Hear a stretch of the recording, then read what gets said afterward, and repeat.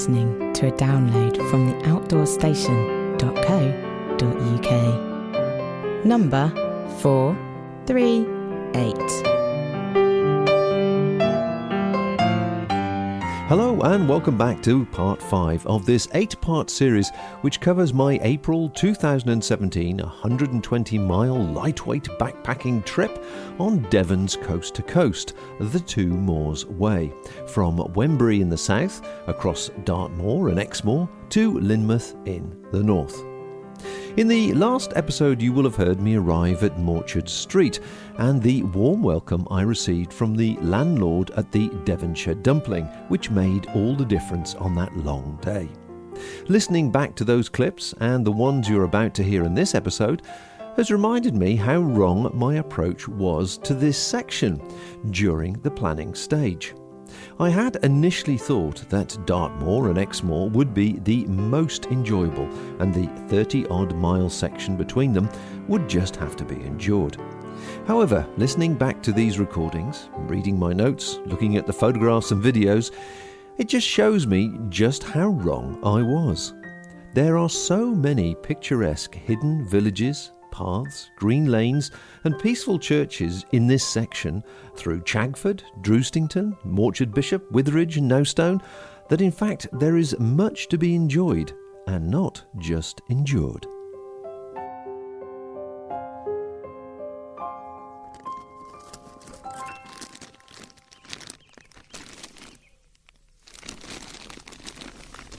Well,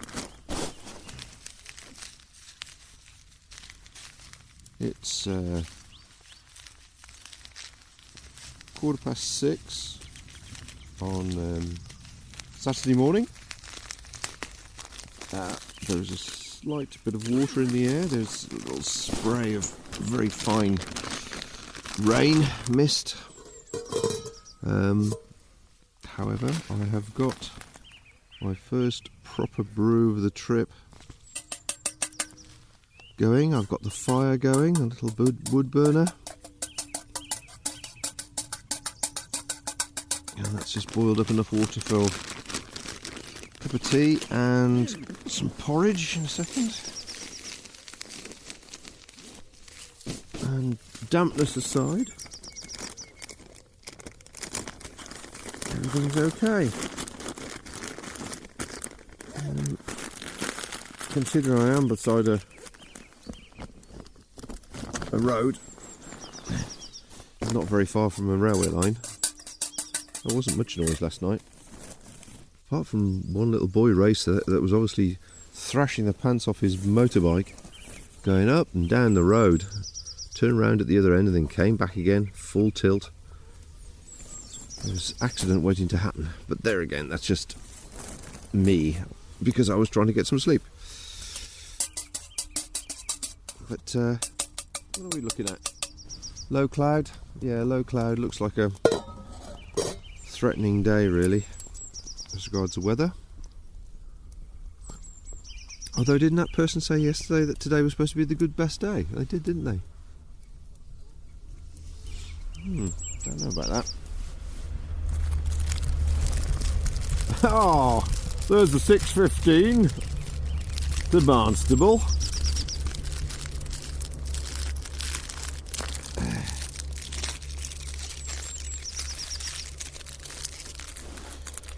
Anyway, I thought I'd just record this momentous occasion. I've got the fire going, lying in my bivvy bag, tucked inside my tarp, cup of tea brewed, porridge on the go.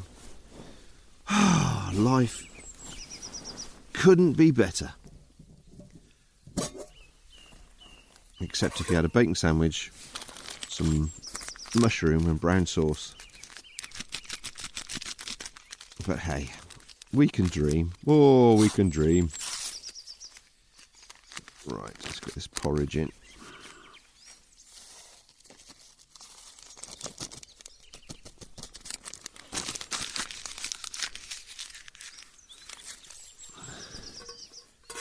Those were the days. Luxury, lad.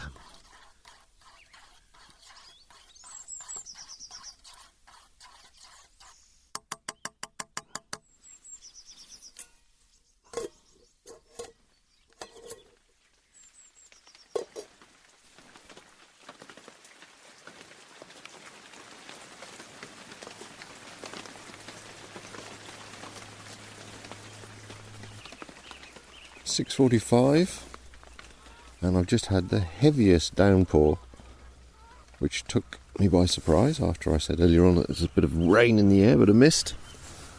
So the configuration that I've got for the tarp last night is just covering my head end, and my waist and downwards is stuck outside in the bivvy bag. And well, it's the first time the bivvy bag's had a good soaking directly, and it's fantastic. It's fine. But I've got a wet bivvy bag now to sort out when I pack away, which is going to be interesting. I just thought I'd go over a couple of things. I was using this solo stove to obviously brew up and get the porridge ready. And I'd forgotten just how little fuel it needs to boil a rather large amount of water, which was one thing, because I've got that bag of fuel that I've been carrying all this way. But now, because I've phoned ahead and I've got a place in mind, it's just a farm site basically. It's just a toilet and again, same as this, a toilet and a tap, which is all I want. The whole approach to what I'm going to carry with me and the panic about where to camp has been alleviated, which has changed the whole mental attitude. So I'm going to just fill up my one water bottle with water, because I know that wherever I land I will get water.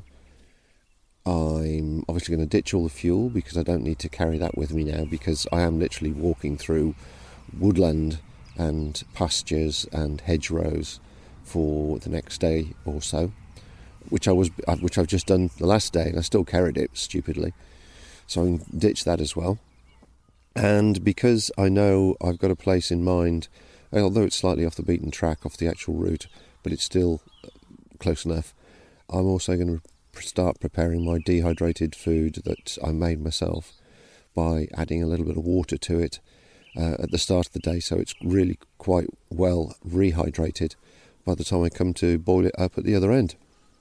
So it takes a lot of pressure off mentally about the worry of where you're going to camp.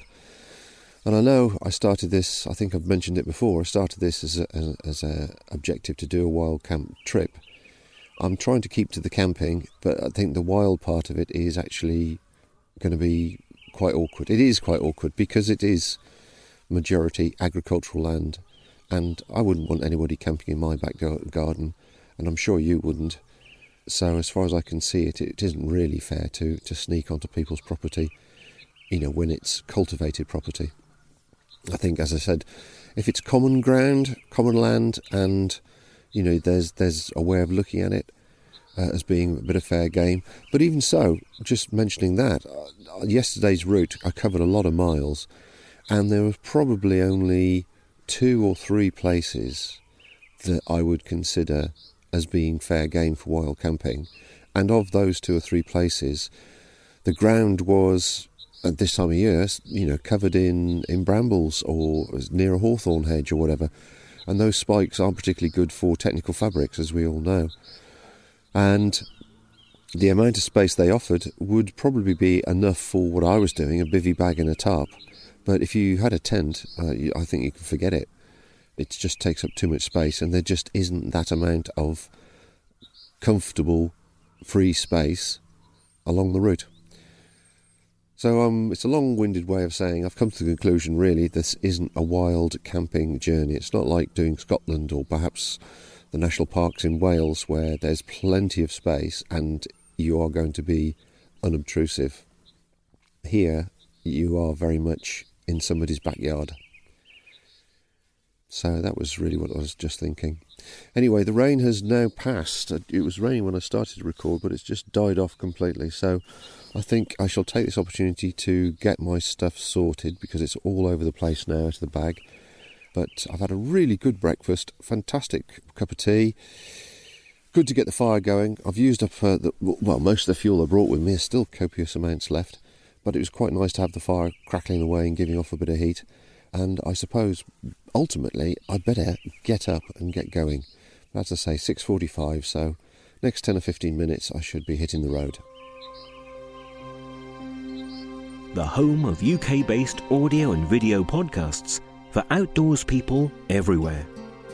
If you have any feedback, questions or suggestions, why not drop us a line, either on Facebook or directly to our email address, info@theoutdoorstation.co.uk.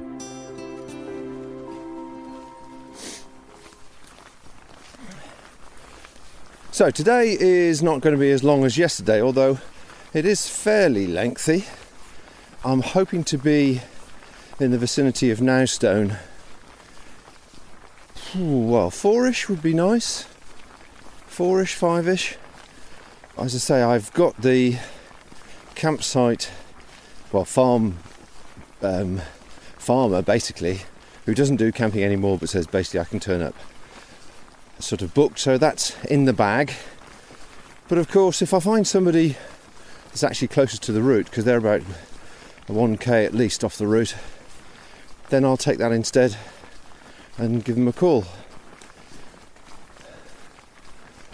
So yes, it's just over stiles, footbridges, fields of barley, more of British rural blissful countryside for the next few hours.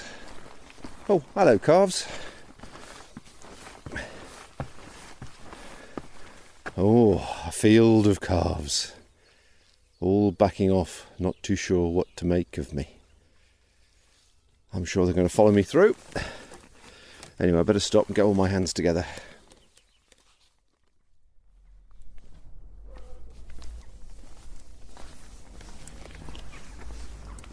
Just made it to Morchard Bishop from Morchard Road. Morchard Road is basically just a crossroads with a pub and the camping facility. Morchard Bishop's a much bigger metropolis, and just called into the quirky church stores for a cup of tea, and I can't believe such a small shop can do so many things. They're selling general stores, food and top-up accessories, sweets, that sort of stuff. And then tea and coffee, which they've managed to cram in behind a tiny counter. Fruit and veg, which is great. I mean, very popular with the villagers. And then what a friend of mine would call landfill. Pretty things. Jam jar mugs. Onion keepers. Disposable rucksacks. Yeah, strange items which, if you were desperate for a birthday present and you'd forgotten it, you could pop and get something in the stores. It would be just quirky. So, interesting place, and it sounds like the guy who runs it is equally quirky from a few comments I overheard when I was sitting having a cup of tea. Anyway, Morchard Bishop is a place you can top up, basically, is what I was coming to say. What are we now? We've only been going for a couple of hours, 9:30, and I'm just looking for the next path out of here, which could be that one, but there's no sign on it, so it must be that one up there. 10:20, and the time has finally come to take this jacket, wind shirt off, which has been brilliant, I have to say. I'm a fan. That's out of the way. And although the landscape is fairly similar to yesterday, the terrain is slightly easier in the sense that the drops and the climbs between the communities are nowhere near as steep. Yesterday there were some quite steep climbs and drops, which my thighs knew about by the end of the day. But it's, similar landscape in the sense that it's across fields, open fields, sort of edge footpaths round cultivated fields, lots of sheep, lots of bullocks, lots of lambs, the occasional tunnel through a moss-covered, stone-walled route between fields, through copses, through woods. Yeah, it's all generally really nice country walking. But I want to keep just plodding on and plodding on. I picked up a pasty at the last place in that the church stores. So I've got an apple that I picked up yesterday. So that'll be my lunch. And I'm not too sure where I'll be. What time is it now? It's 10:20. Weather is still fairly overcast but dull. I spoke to one dog walker who said apparently the sun's coming out at 3 o'clock, so it's not as good as I initially thought. But again, I've not seen anybody apart from, 2 dog walkers. Unfortunately, I've seen lots of black plastic bags full of dog poo by the side of the path. Why? If you own a dog and you've picked it up, take it with you, for crying out loud. And walking down the road yesterday to the Devonshire, whatever the pub was called, you can see people who've just been chucking the bags out the window on the side of the road. Does annoy me. Anyway, as you can hear, very mild day. Yeah, get going. The little hamlet at Washford Pyne is so cute, with a neat, small, trimmed green which nestles in front of the church, part of which dates back to the 13th century. It was a good place to disrobe and sit for a while, before heading off towards Witheridge. Now, I do apologise for changing the name of Witheridge to Witheridge in this next piece. I really need to use my glasses more.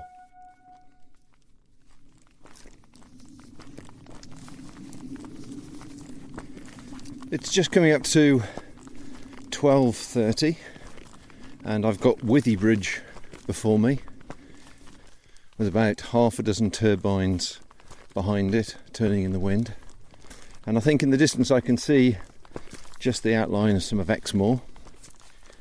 So it's not a bad morning. What was that? What time did I start off? About towards 7:30, so 5 hours. Not bad at all. I think another 3 or 4 hours should get me to where I'm going.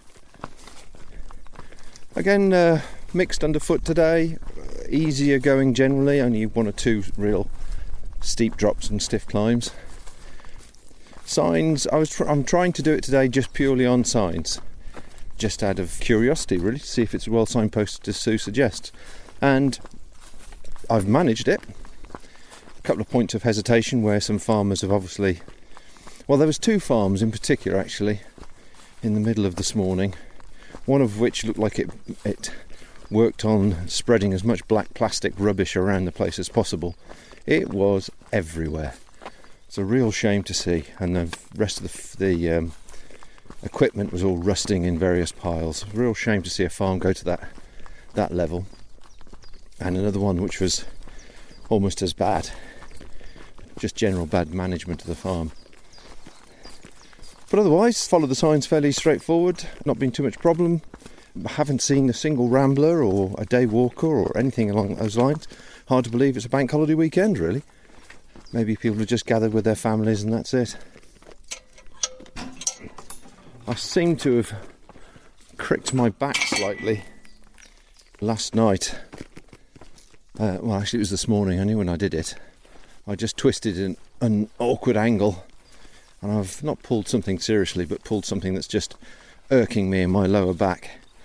And my first aid kit would be right at the bottom of the rucksack, so I might forego alcoholic beverages in Witheridge and just go to the chemist and just get a packet of paracetamol, just to dull the pain a bit while I'm walking. I picked up steak pasty as a while back in the church stores, as I said. And I've got an apple and I've got some chocolate, so I'm not filling up today, but certainly when I get close to the destination. Well, no, actually thinking about it, I'm rehydrating my venison stew, which is a lovely stew, which I made last week before I came away. So there's no need for an evening meal, just enough to keep me going until I settle down tonight. Much more to report really, apart from I've really caught it well regarding the weather, I think. The grass is not very long, which means my feet haven't really become wet from wet grass, long wet grass. The hedgerows have certainly been full of elderflower, jack by the hedge, bluebells, ransoms and hogweed. I'm not too sure where some of it was giant hogweed or not. Nettles, of course, and dandelions and the usual sort of thing. What I have discovered is these trail tights are not nettle proof. So I walked through a field of nettles, or a lane of nettles, yesterday, and I got well, it wasn't badly stung, but it just got through. My word, I see a family playing with dogs ahead of me. That's the first group I've seen in 4 or 5 days. Anyway, I will stop now because I can't be that far away from Witheridge, and fill you in shortly. After stopping at Witheridge for a break and top up at the local store, I continued on my way. In this next piece, I mentioned the long road section, and halfway along said road is another camping opportunity I wasn't anticipating, but still thought might be worth mentioning. For example, there could be a time where you travel this route, and for whatever reason, all your clothes are filthy and dirty and smelly, and you're tired, and the end of the day is looming. In which case, Acorn's Naturist Retreat could be a good stopover place. They welcome backpackers camping, and you'll have access to the washing machine to clean and sort all your clothes, plus the swimming pool and the usual facilities. And you won't have to worry about not having a thing to wear during your stay. I just thought I'd put that one out there. Don't know if you can hear that, but in the distance you can hear the A361. I can just see the fleet of cars going down it. It's 3:25. Came out of Witheridge, usual sort of fair cross country, and then they unfortunately hit a really long road section, which the book didn't quite prepare me for. Not the end of the world, but I kept checking the map to go, am I really on a road? Yeah, I'm really on a road. However,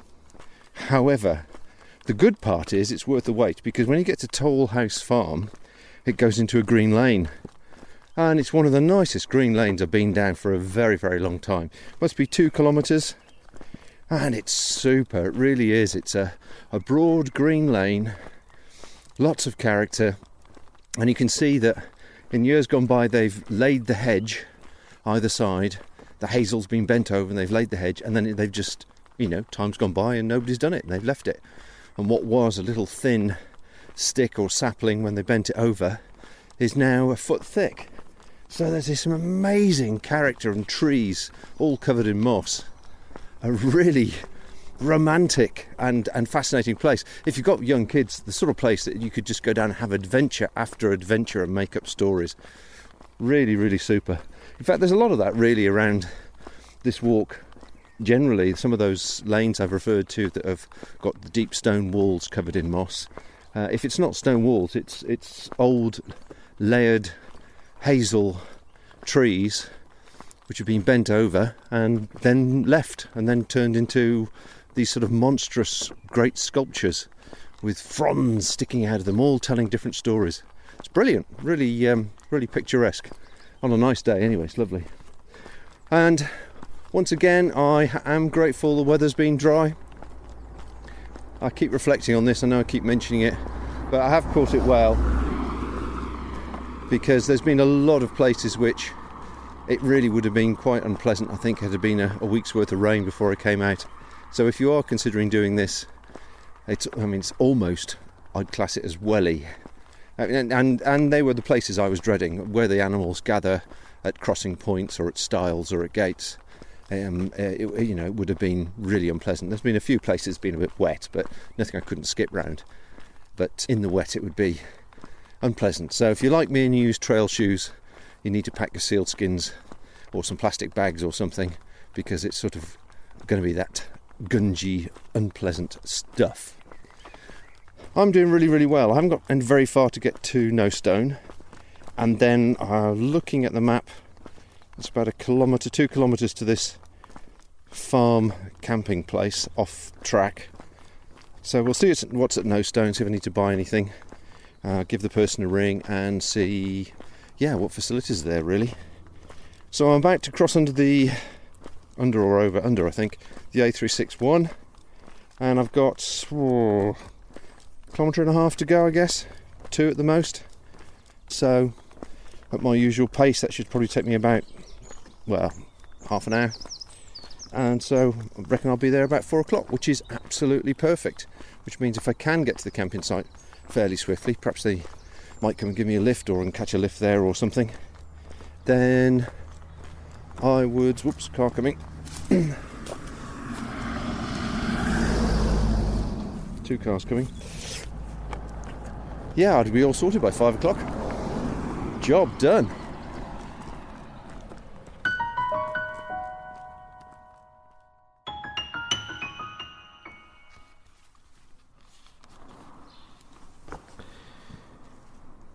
Well, there's that old saying of be careful what you wish for. I arrived at Knowstone in good time, as predicted, and contacted the farm that I'd spoken to yesterday about some accommodation. And after a very long bridle path to get here, I must admit I was knackered. It involved a steep drop and a steep climb, but that's by the way. I've found that the farm is right next to the A361, which you can probably hear in the background. That's one thing. She's not necessarily at the end of the world, because there's obviously a certain amount of protection from the sound. Sorry, I'm just getting smoked out by the fire at the moment. Just popped a stick in there and it's not lit. Yeah, well, she was in two minds. Well, she sort of stopped doing camping and things, a whole wealth of things some time ago. Issues with the ownership of the website, by the sound of it. Anyway, cutting a long story short, got here and she offered me a field, which was great. And then I got my camping gear out and realised it was sopping wet from this morning, because I'd rolled up the bivvy bag when the bivvy bag was still wet after that downpour. And the bivvy bag's obviously still wet, but also the sleeping mat, because that's in it as well, and some of my sleeping kit. So I made an executive decision, basically, and she's offered me some farm accommodation, which is what she sometimes has for the workers. And lo and behold, I've got a kind of a bed for a night. I say kind of a bed for night. It's in a mobile home, which has probably seen slightly better days, inside a barn, and in that barn must be at least 30 chickens, several cockerels, 2 owls, 7 dogs and 4 cats. So to say that I think it's going to be an interesting night's sleep is an understatement. However, it's dry. I've managed to dry my stuff out, which is great, and I'm slightly away from the sound of the road, which is even better. So it's an interesting one, to say the least. Interesting character, and I'm not too sure whether she wants to continue doing the camping or not for people doing the 2 moors. It's a good 2 kilometres, almost 3 kilometres away from the actual 2 moors way, so you can understand how far away it is. But it is the only thing that's available. I've asked various people on the way here, and when I got into Knowstone, if any locals knew of anything, and it was just looked at me blank. There's 1 bed and breakfast, and that's it.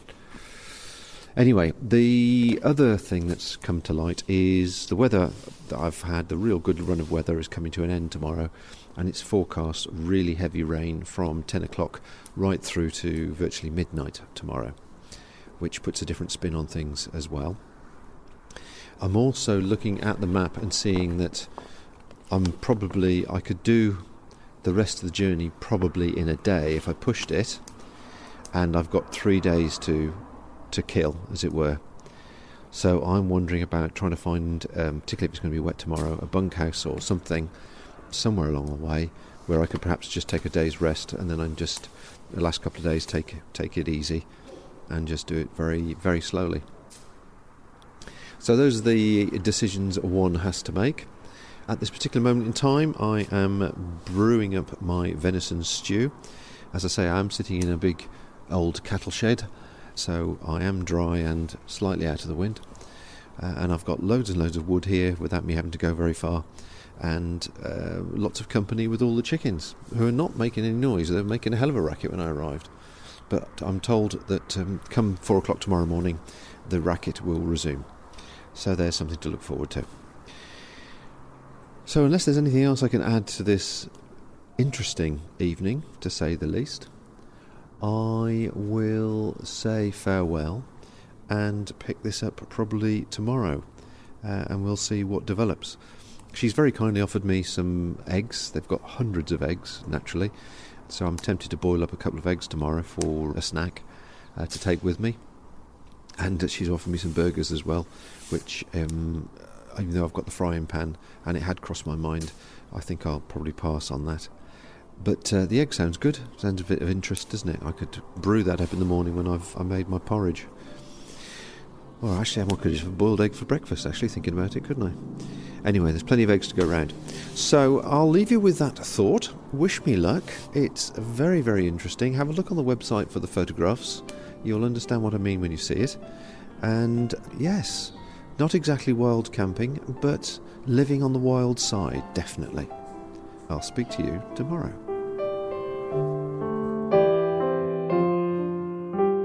Well, that brings to an end another long 31-kilometre or 19-mile day. Join me next time to see how I get on sleeping with the chickens and how my wild camping options that night include the famous Tony and Lee solution. So until then, folks, bye for now. Thank you for listening to this podcast. To hear or see more from our extensive free library, please visit theoutdoorstation.co.uk.